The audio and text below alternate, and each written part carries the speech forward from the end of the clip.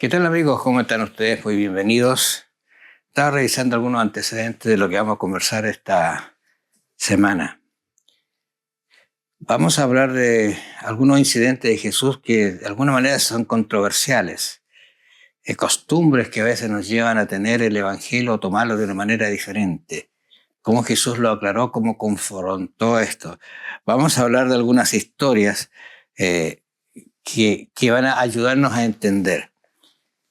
Siga usted leyendo en forma particular este libro porque es muy lindo. Recuerde usted que la primera parte del libro habla de quién es Cristo y del 8 en adelante, 8:31 en adelante va a hablar hacia dónde va Jesús. Estamos en esa parte de quién es Cristo y Marco lo está describiendo porque él quiere decir que Cristo es Dios y que vino a estar con nosotros como en Emmanuel. Bienvenido, pastor. Gracias por la bienvenida.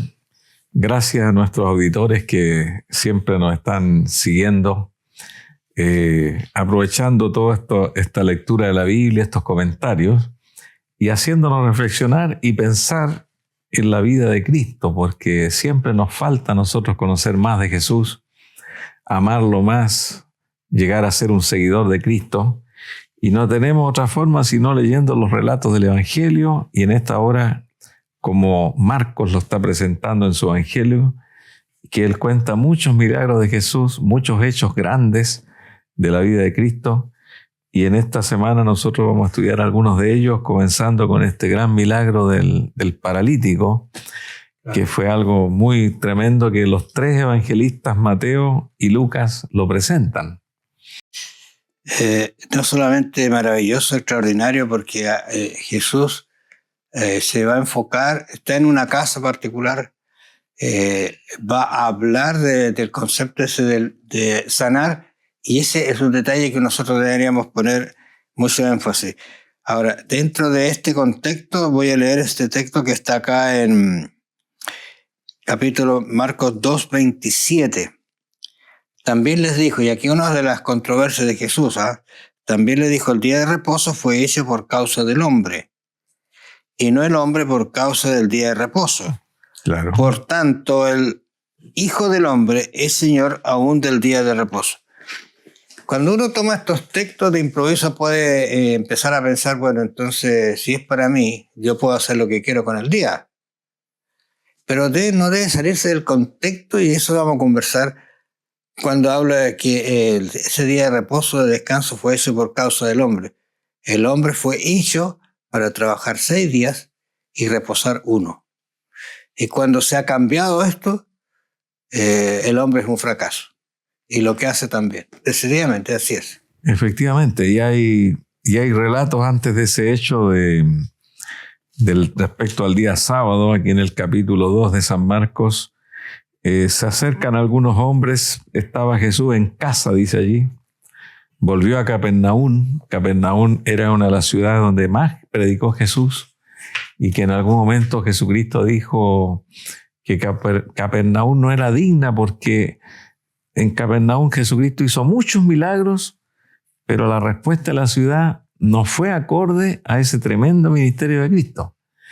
Y aquí tenemos la sanidad de un leproso, es decir, de un enfermo que estaba en su lecho paralítico, y que los hombres lo bajaron por arriba y lo presentaron mientras Jesús estaba enseñando. Y en el texto 5 del capítulo 2 dice, y al ver Jesús la fe de ellos, dijo al paralítico, hijo, tus pecados te son perdonados. Y aquí entra el problema. Para lo que están, porque el relato dice que había otros dirigentes judíos, lo seguían, ¿no es cierto?, para seguir, claro, y objetarle lo que hacía. Y lo otro, siempre he pensado, ¿cómo eso de abrir en el techo un forado, ¿no es cierto? Sí. Bueno, uno tiene que saber que las casas no eran como las nuestras, que tienen un techo sólido, ¿no? Casi no llovía en esos lugares. Claro, entonces, qué sé yo, mayormente para ocultarse o taparse el sol quizás en las casas. Pero el hecho de que la fe de ellos, al ver la fe de ellos, ¿cuál es la fe de ellos? La fe de ellos fue una acción. Claro. No se muestra como un concepto, como una idea, como un deseo, sino como una acción. ¿Cuál es la acción? Mira Luis, estás enfermo, no te puedes mover. Llegó Jesús, te queremos llevar. Claro. A lo mejor incluso hubo un rechazo del hombre porque quizás cuántas veces habían intentado sanarlos, pero lo echaron 4, dice, en una camilla. Sí. Los entraron por la puerta, no pudieron, entonces buscaron el lugar donde entrar y lo bajaron. Y ahí viene la expresión que tú dices, que Jesús lo mira y no lo sana, sino que lo sana espiritualmente. Sí, es importante que este hombre también era de Capernaum. Y ya leímos que en Capernaum no quedó ningún enfermo. O sea, aparentemente este hombre quedó por allí en algún lugar. A lo mejor no pudo venir porque nadie lo trajo. Pero nuevamente cuando Jesús volvió, este hombre estaba esperando el momento. Claro. Y ahí lo trajeron. Y Jesucristo, lo primero que le dice a este hombre, hijo, tus pecados te son perdonados. Aquí hay una gran lección psicológica y mental que tiene que ver con nuestra conciencia. Porque la conciencia mala, el haber cometido graves pecados en la vida, sin haber tenido fe, sin haber tenido religión.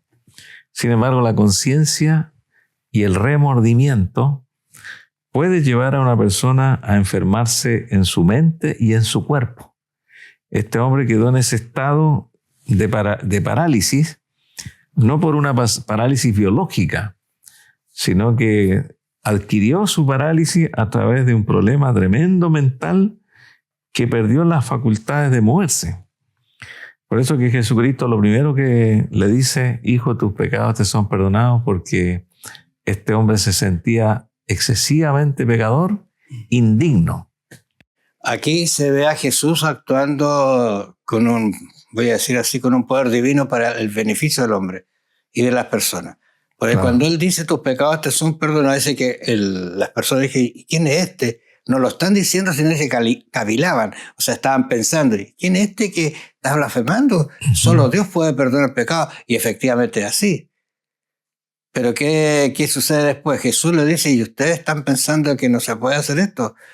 Que solamente Dios lo puede hacer. Muy bien, para que sepáis. Y aquí viene, ¿no es cierto?, una especie de revelación y permite decir, Luis, Dios se puede revelar muchas veces, pero a veces la mente se nubla y no quiere entender, porque frente a ellos se manifestó Dios. Le hizo el milagro, le perdonó los pecados. Usted dice que no soy Dios, pero yo soy Dios. Y yo le digo ahora a este paralítico, toma tu lecho y anda. Claro, ellos pensaron este Mesías que asegura ser el Mesías, está perdonando pecados. Y ellos repasaron la historia de la Biblia para ver si encontraban algún fundamento. Y si uno lee, por ejemplo, el profeta Isaías, el capítulo 53, nos dice que el Mesías cargó en sí mismo todos los pecados. Y no le podía decir a este hombre, Jesucristo, bueno, ve a Dios que te perdone los pecados. Sino que Jesucristo allí inmediatamente, él le dice, hijo, yo cargaré tus pecados te son perdonados. Y allí vienen los judíos, este hombre está blasfemando porque este es un atributo divino, dice, como tú me expresabas.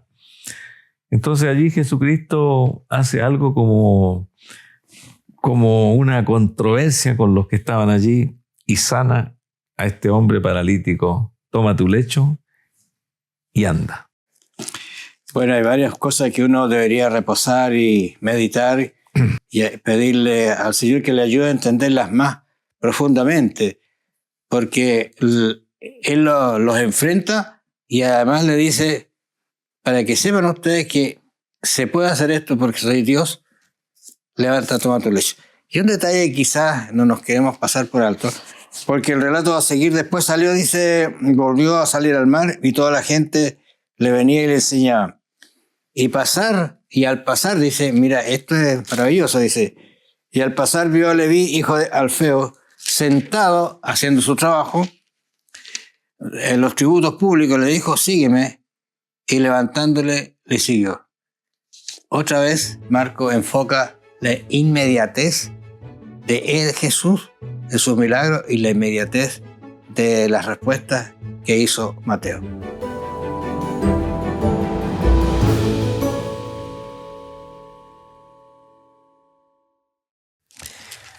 Y mirando un poquito más con detención este llamamiento que hace Jesús, dice que él le siguió, Leví Mateo. Aconteció que estando Jesús a la mesa en casa de él, hombres que tenían casa. Son detalles a veces porque tomaba a los discípulos como que no tenían nada, eran así. Bueno, dice, muchos publicanos y pecadores estaban también a la mesa juntamente con Jesús y sus discípulos, porque había muchos que le habían seguido. O sea, se estaba produciendo un fenómeno interesante. Y los escribas y los fariseos, viéndole comer con los publicanos y los pecadores, dijeron a los discípulos, ¿qué es esto que él come y bebe con los publicanos y pecadores? Y al oír esto, Jesús le dijo, los sanos no tienen necesidad de médico, sino los enfermos. No he venido a llamar justos, sino a pecadores. ¿Qué me está enseñando Jesús aquí? Porque son enseñanzas medias controvertidas, pero son enseñanzas que Jesús está planteando. Aquí habían tradiciones en los tiempos de Jesús. Y una de las tradiciones decía que toda persona que cobraba impuestos y que servía al Imperio Romano era una persona catalogada de publicano y un extremo pecador, porque le sacaba el dinero a sus hermanos, y la mayoría de los publicanos y que cobraban impuestos cobraban un poco más. Por eso que todos eran ricos, eran personas que se enriquecían a costa de cobrar excesivamente impuestos, no solamente para el Imperio Romano, sino también para ellos mismos. Inclusive los romanos les daban a ellos una cuota anual. Tenían que entregar esta cuota anual para las arcas del Imperio Romano que eran llevadas a Roma y a la gobernación romana, y el resto era para ellos. Entonces, eran personas que no se les podía saludar. Si venía un publicano por esta vereda, yo tenía que cambiarme al otro lado. Y eso era una tradición. Pero vemos aquí que Jesucristo se acerca a este hombre y le dice, sígueme. Y Leví Mateo se paró en el acto. ¿Qué nos da a entender esto? Que Jesús leía la mente y sabía que este hombre, sin haber recibido ningún evangelio directo, a lo mejor lo había escuchado a Jesús, no podemos decir que este hombre no tenía conocimiento. Este hombre seguramente había escuchado a Jesús, y cuando Jesús lo miró y le dijo, sígueme, este hombre entendió enseguida, le hizo una gran fiesta a Jesús, invitó a todos sus amigos y se reunió mucha gente en su casa, y allí todos felices comiendo con Cristo. Pero llegaron los fariseos, ¿cierto? Los famosos fariseos. Entraban detrás los fariseos siempre, detrás de él, ¿no es cierto? Estos fariseos dicen, ¿cómo es posible que ustedes estén... Pero que no ayunen. Lo interesante es que estaban ellos sí allá en la mesa, ¿te fijas? Bueno, y los discípulos de Juan y los de fariseos ayunaban y vinieron y le dijeron, ¿por qué tus discípulos de Juan y los de los fariseos ayunan y tus discípulos no ayunan? Y aquí hay una respuesta de Jesús buena para meditarlo. Jesús le dijo, ¿acaso pueden los que están de bodas ayunar mientras está con ellos el esposo? Entre tanto que tienen consigo al esposo, no pueden ayunar. Pero vendrán días cuando el esposo les será quitado, y entonces en aquellos días ayunarán. Nadie pone remiendo en paño nuevo en vestido viejo. De otra manera, el mismo remiendo nuevo irá de lo viejo y se hace por la rotura. Nadie echa vino nuevo en odres viejos. De otra manera, el vino nuevo rompe los odres y el vino se derrama y los odres se pierden, pero el vino nuevo en odres nuevos se ha de echar.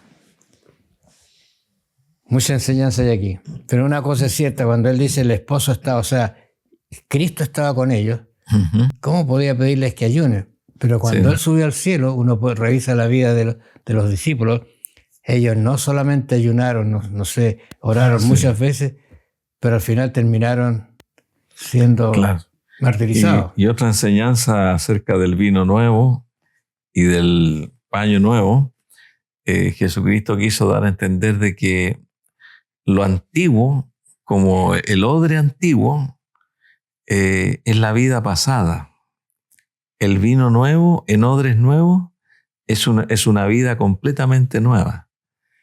El Evangelio no se predica para mejorar la vida antigua, sino para transformar la vida. Es una enseñanza espiritual importante.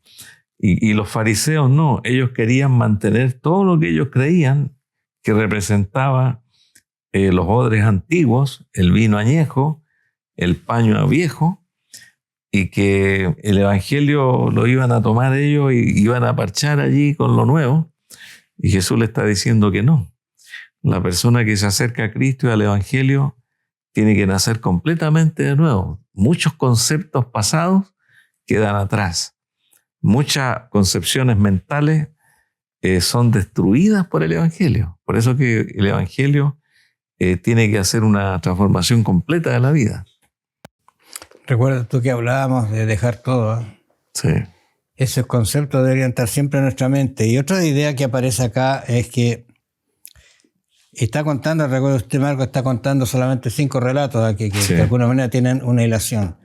Y aconteció que al pasar él por los sembrados de un día de reposo, sus discípulos andando comenzaron a arrancar espigas.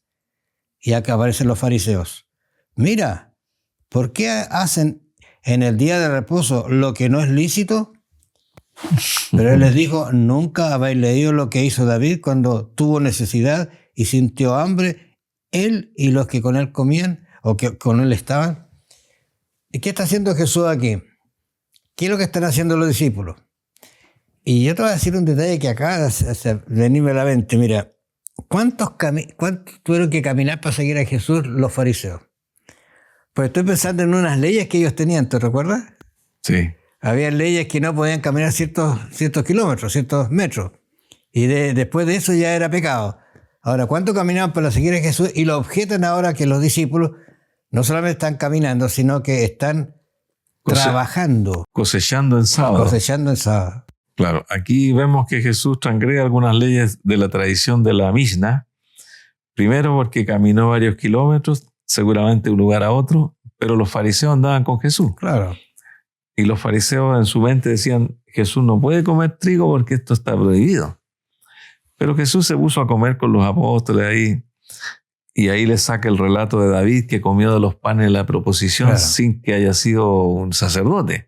Claro. Pero como tenía hambre con sus hombres y andaba huyendo, estaba la vida de David de por medio. Entonces ellos no podían seguir con hambre porque tenían que seguir huyendo. Y lo único que tenía el sacerdote para darle eran los panes de la proposición. Pero también ellos tenían relatos respecto al sábado que no podían mirarse en un espejo en sábado. Las casas tenían espejos, pero era pecado mirarse en sábado en el espejo. También era una transgresión si alguien tenía que mandar un mensaje escrito, tenía derecho a escribir 2 palabras nomás. Una tercera ya era pecado. Y también encender fuego, como te explicaba recién, se le apagaba el fuego, pero había hombres que no eran israelitas que recorrían las casas si necesitaba fuego, y lo llamaban para que le encendiera el fuego, porque ese hombre podía pecar, pero ellos no. Entonces, respecto al sábado, había muchas conjeturas. Dicen que habían 605 leyes respecto al sábado, lo que se podía hacer y lo que no se podía hacer.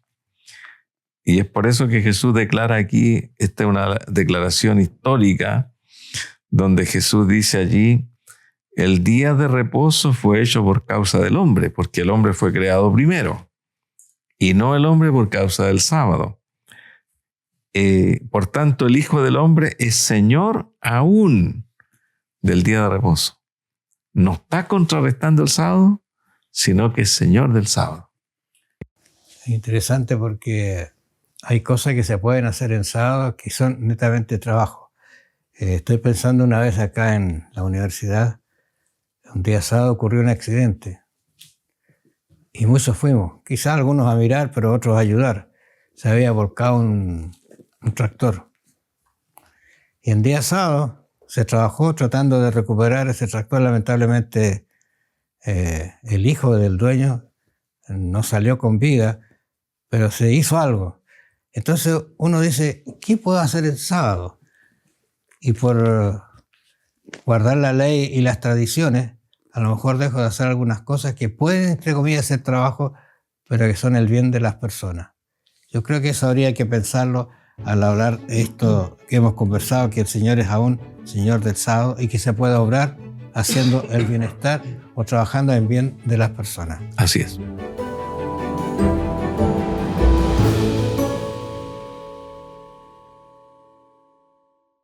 Continuando con estos temas maravillosos de Marcos que estamos empezando acá, vamos un poquito a avanzar hasta el capítulo 3, ¿no es cierto? Hemos visto al Señor del sábado ya, que es el Señor el que pone el orden, la disciplina, y para el Señor todo se puede hacer porque Él está allí. Y las cosas que podamos hacer sin el Señor, cualquier día es malo, no voy a decir de otra manera. Bueno, pero dice acá que hay dos historias que se cuentan acá. De ellas vamos a conversar, están desde el versículo 20 al 35 del capítulo 3 de Marcos. ¿Qué dice allí? Leo un texto. Y se agolpó de nuevo la gente, de modo que ellos ni aún podían comer pan. Ay, yo me imagino, aquí la gente está terrible. Cuando le oyeron los suyos, vinieron para prenderle, porque decían, está fuera de sí. Pero los escribas que habían venido de Jerusalén decían que tenía a Belcebú y que por él, príncipe de los demonios, echaba fuera los demonios. Podrá aparecer la palabra demonio, ¿eh? Ahora nada menos que un príncipe acá. Y habiéndolos llamado les decía en parábolas, ¿cómo puede Satanás echar fuera a Satanás? Si un reino está dividido contra sí mismo, tal reino no puede permanecer. ¿Qué te parece a ti este relato medio complicado? Las expresiones que estaba usando Marcos para descifrar esto que está pasando aquí. Bueno, me imagino yo por este relato, porque uno debe también pensar, reflexionar e imaginarse, de acuerdo a la lectura de la Biblia, cómo fueron los hechos. Jesucristo estaba atendiendo a mucha gente, se agolpó la gente de nuevo, dice. No tenían tiempo para nada, estaba trabajando, mucha gente. Y lo oyeron los suyos, que se refiere a la familia de Jesús, y vinieron a prenderle porque decían, está fuera de sí. O sea, este hermano que teníamos, o este hijo, porque estaba María también, algo pasa, no es el mismo de antes. Aquí se está extralimitando, porque Jesús hacía todos estos milagros allí y parecía que se iba un endemoniado sanado, llegaba otro, y al final se formó un coro de endemoniados allí.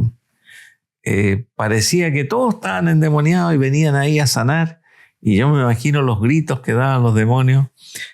En realidad parecía algo como de locos. Entonces da la impresión que Jesucristo estaba haciendo esta obra y la gente que eran los suyos decían, bueno, aquí está pasando algo raro, esto no puede ser. Y llegaron los fariseos, y le dijeron, no, pues aquí Jesús está, él es el que está endemoniado. Jesús está tan endemoniado como los que vienen a él a ser sanados. Y allí Jesús habla de que ninguna casa dividida, Satanás no puede estar luchando contra sí mismo.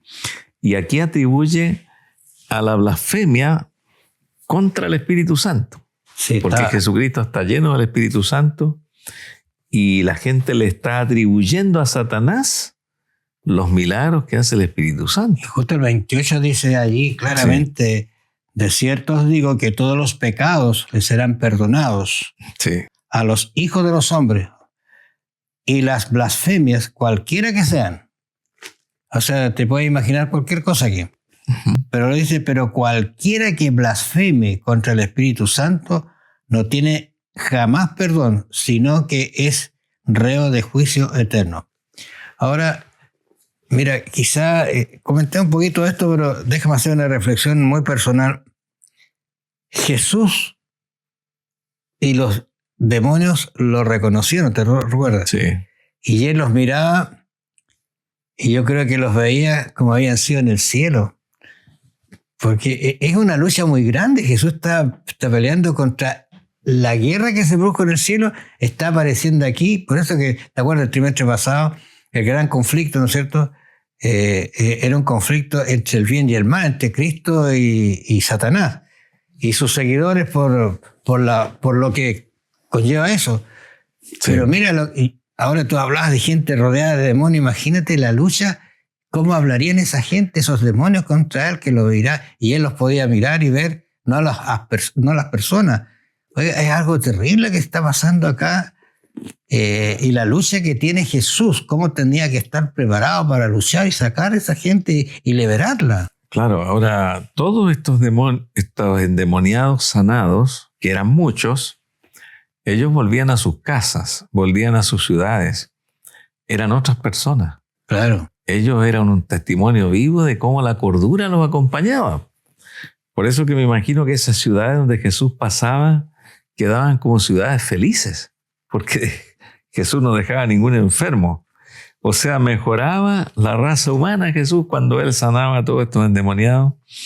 Y como dice aquí, como tú hablabas del pecado contra el Espíritu Santo, es un pecado atribuirle a Satanás algo que hace Dios.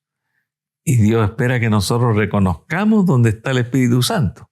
El Espíritu Santo está en la Biblia, está en un sermón predicado con poder del predicador usado por el Espíritu Santo. El Espíritu Santo está en la transformación de una vida que antes tenía una vida distinta y que ahora es una persona nueva. Y nosotros podemos ver la obra del Espíritu Santo en muchas cosas, en muchas personas. Entonces tenemos que tener esa confianza en Dios de no confundir que cuando está el Espíritu haciendo su obra, nosotros no se la atribuyamos a un mérito humano o al mismo Satanás. Quizá algo muy simple, mira, porque esto ha sido tema. ¿Cuál es el pecado contra el Espíritu Santo que no puede ser perdonado si Dios perdona todos los pecados? Es como decir, ¿no es cierto? Se presenta un médico y el médico te dice, mira, tu única solución es que hagas esto y esto. Claro. Y él le dice, y empieza con palabras groseras a hablar de esa persona. ¿Quién eres tú que me vienes a ayudar? ¿Quién eres tú? Y comienza a hablar contra él. ¿Qué está haciendo? Está poniendo una barrera que no la pone Dios, sino él, para que el Espíritu Santo pueda obrar en él. Entonces no se puede obrar. No puede obrar el Espíritu Santo porque él se cerró a la sanidad, a la visión de futuro de vida eterna. ¿Y qué hace el Espíritu Santo? No puede, porque es muy respetuoso Dios, dice algunos por allí, sí. ¿No es cierto? Es el pecado imperdonable porque el Espíritu es el que nos lleva al arrepentimiento. Claro. Y si yo rechazo al Espíritu, ¿qué me queda? Claro. Dios no puede hacer nada. Y yo estoy pensando que Jesús quizás qué palabra recibió de los espíritus, ¿no? Sí, a eso no lo cuenta, pero no hay que lo imaginarse. Cuenta, pero uno se puede imaginar. Sí. Incluso cuando le dijo, ¿qué haces aquí? Nos vienes a interrumpir, nos vienes a molestar. Si este no es tu territorio, recuerda tú que Satanás atribuyó que era su reino. Y aquí concluye este relato con la visita de su madre y sus hermanos que te buscan. Y Jesucristo dice, ¿quién es mi madre y mis hermanos? Y mirando a los que estaban allí les dice, he aquí mi madre y mis hermanos, porque todo aquel que hace la voluntad de Dios, ese es mi hermano, y mi hermana y mi madre. ¿Por qué diría esta palabra Jesús? Ahí donde está el sándwich que hablabas tú. Claro. Llegaron allí y dijeron, está fuera de sí. Claro. Y ahora están allí seguramente para aconsejarlo, decirle, Jesús, descansa, Jesús, no atiendas a tanta gente, ¿qué está pasando? Venían con buenas intenciones. Claro. Pero no con la intención de hacer la voluntad de Dios.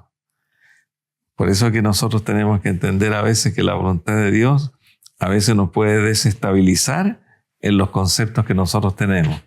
La voluntad de Dios está por encima de muchas cosas que a veces nosotros pensamos en la vida. Sí, efectivamente me hace reflexionar en relación a que la iglesia que nosotros estamos podría estar pensando en algunas personas que a lo mejor son rechazadas. Y no sé si a usted le ha pasado en su casa, en su iglesia, que por las costumbres que tienen, por las formas de la vida que tienen, a lo mejor rechazamos a algunas personas. ¿Cómo podríamos abrir los brazos para que ellas se sientan felices, agradecidas especialmente al Señor por la oportunidad de salvación? Yo creo que hay que pensar eso, la iglesia abrirse un poquito más a estas, voy a decir entre comillas, culturas, formas de vida de otras personas, pero para que acepten el Evangelio y sean llevadas al camino correcto. Jesús sufrió mucho por esto. Quizá algún día se lo vamos a conversar y preguntar. Pero él estaba pensando no en las personas, sino en que usted está escuchando. Porque él quiere su salvación y hará cualquier cosa para que usted entre por las puertas celestiales. Que el Señor lo bendiga. Nos vamos a encontrar la próxima semana.